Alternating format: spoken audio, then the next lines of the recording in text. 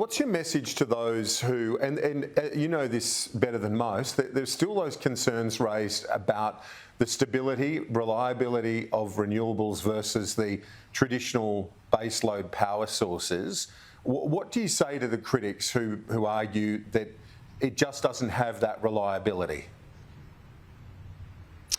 Well, I think there's a couple of things to say. We can be a renewable energy superpower. Australia has, fantastic solar and wind resources in particular, and we've set a target of 82% renewable energy in our grid.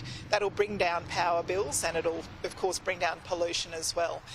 That doesn't mean that we don't need firming as well, and I know that the Energy Minister, Chris Bowen, is working very hard to ensure that we've got a national energy grid that gives us that cheaper, cleaner, renewable energy and also the reliability that homes and businesses need.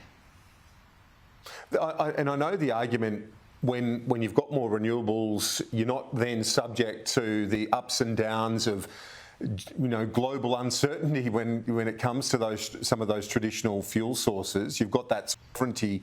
But when does the balance shift for prices? Because you and the Prime Minister, Chris Bowen, and others have said it leads to cheaper prices, but it's still a bit of a wait.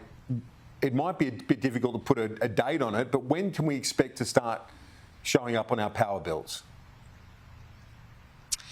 Well, we know that the more renewables we get into the grid, the better prices will be, and millions of Australians have worked that out for themselves. They've put solar panels on their roofs not because they're mad greenies, but because they've worked out it saves them when it comes to their energy bills.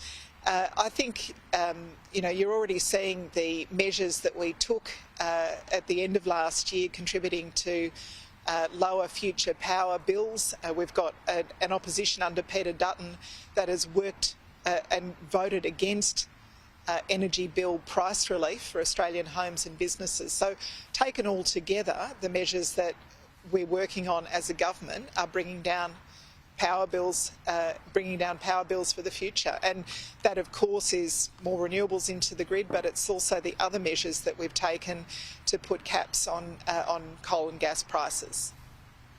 Some of your critics, including within the Greens political party, say that your approval of these renewable energy projects is being offset by the approval in fossil fuel projects, pointing to at least one expansion of a Santos project. What's your reaction to that? Well, I think the really important thing is we have now got a legislated path to net zero carbon emissions in Australia. We know how we're going to get to net zero. That's our contribution to the global effort to deal with climate change. We are on a trajectory to get to net zero carbon pollution in Australia. And the increase in renewable energy is just part of achieving that net zero target. On the Santos project that you're talking about, that is a 1.3% expansion of an 8-year-old project.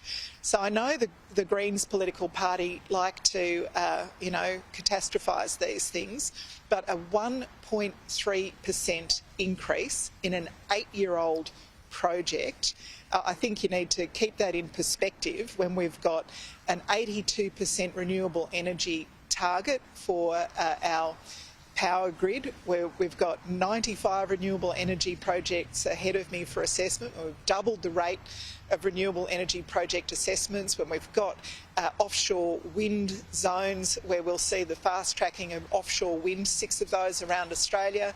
We've got stronger measures to protect the ozone layer. We've signed the Global Methane Pledge. We're working on more electric vehicles in our fleet. I mean, all of these measures will bring down carbon pollution.